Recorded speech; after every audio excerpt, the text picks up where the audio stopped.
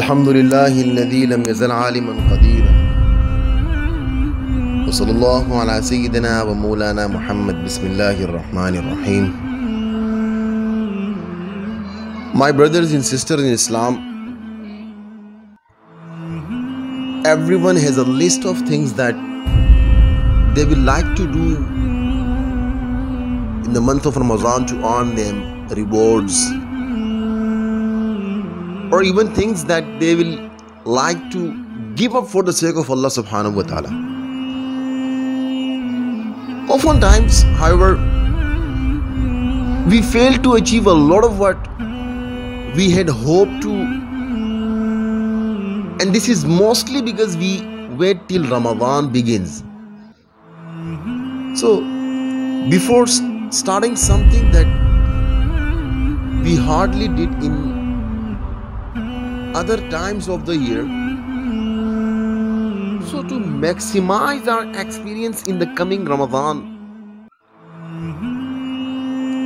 and inspire us to achieve all that we hope, so I'm going to share with you something you can do pre-Ramadan to prepare yourself for the glorious month. So the first thing you need to do is to make a dua supplication list. You don't want to be at a loss of what to ask Allah subhanahu wa ta'ala, or to be repeating the same du'as that you have been reciting all through the year. So not that there is anything wrong with repeating prayers, but Ramadan is the month of the prayers and dhikr. Why limit yourself to a few du'as? So write down everything that you want to ask Allah subhanahu wa ta'ala. When you do this task before the start of Ramadan, you give yourself time to search for more dua that you can include in your list. So remember to include du'as for loved ones, for your friends, your colleagues, Muslim, you can say, over the world. And secondly, the second thing is to start a Ramadan countdown. Mentally or physically, a Ramadan countdown helps us to look forward to the month, as well as it also helps us to prepare for it. Sometimes we assume that such countdown are for kids, but imagine that you are going on a long awaited vacation in a couple of weeks. You will understand the feeling of anticipation and excitement that comes before the trip arrives. Even if you cannot make a Pinterest, or you can say a stylish countdown calendar, have a counter or calendar on your phone that shows you as the days of the Sha'ban, it decreases, so that you are fully aware when Ramadan arrives.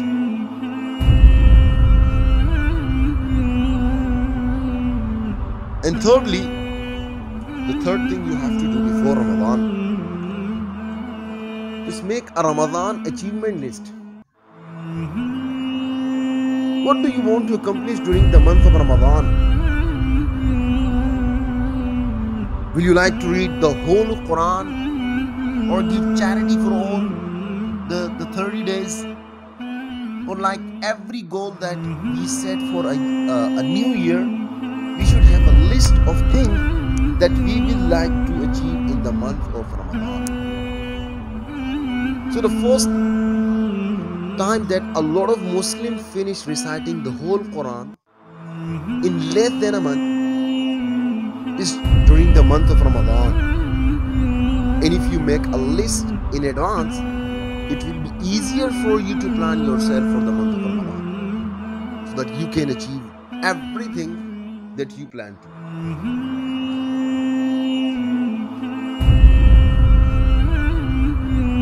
And the fourth thing, very much important thing,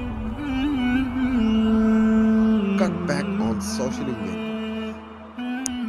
The time before Ramadan is a good time to cut back on all the hangouts and the socializations so that you can get into the Ramadan mood early. During Ramadan, every minute counts and you want to engage in as much ibadah, worship as possible. So you need to build a habit of using your time in a very well manner. But this is not a habit that we can just switch on when Ramadan begins. So before Ramadan, take stock of what you spend your time and find activities that you can cut back on for the month of Ramadan. And this also applies to your social media. You spend so much time on social media sites, and if you do not want them to consume your time during Ramadan, you need to slowly reduce the time that you spend on them from today.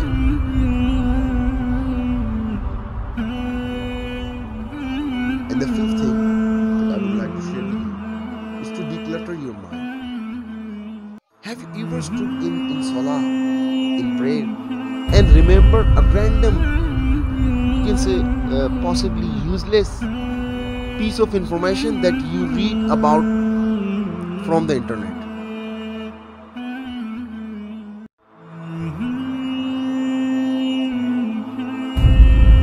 So our mind are now filled with so much information that we can do without, and you can say, and to be able to focus on what matters during Ramadan, we need to declutter our minds before Ramadan begins. So remember, the less the random information that you consume, the fewer the random things running through your mind. And the sixth thing is, observe more voluntary nafil prayers. If you want to find it easier to pray the midnight salah during the month of Ramadan, it is a good idea to start observing more voluntary salah before the month of Ramadan. And that is if you have been observing only the obligatory salah, the farais, before now. So the midnight prayer is perhaps the salah that a lot of us struggle with the most, because we have to either delay or bedtime or wake up earlier than usual. So it is a good idea to start building the habit of observing the voluntary salah before Ramadan arrives. And number 7 is to organize the home. As much as we may not want to admit it, we spend a lot of time during Ramadan either preparing meals or entertaining the guests. Before the month comes, it is a good idea to organize the things you will need for the house in the month of Ramadan.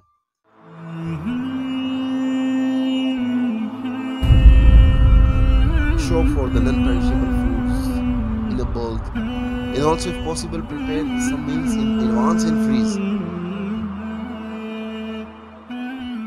Even if you are a student or a working adult living alone,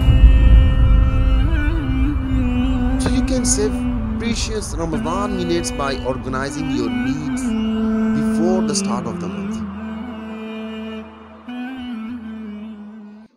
And number 8 is to disengage from bad habits and sins. By now you can get a sense that whatever one wants to do in Ramadan, it is a good idea to start practicing before the month arrives. The same goes for every bad habit or sin that we have shown to stay away from during the month of Ramadan. So many people are not able to quit the bad habits. So waiting till Ramadan to stay away from what Allah has forbidden may not be a good idea. Make a sincere intention to slowly move away from these habits before Ramadan and ask Allah subhanahu wa ta'ala for His help. So may Allah subhanahu wa ta'ala grant us all the goodness of the holy month of Ramadan.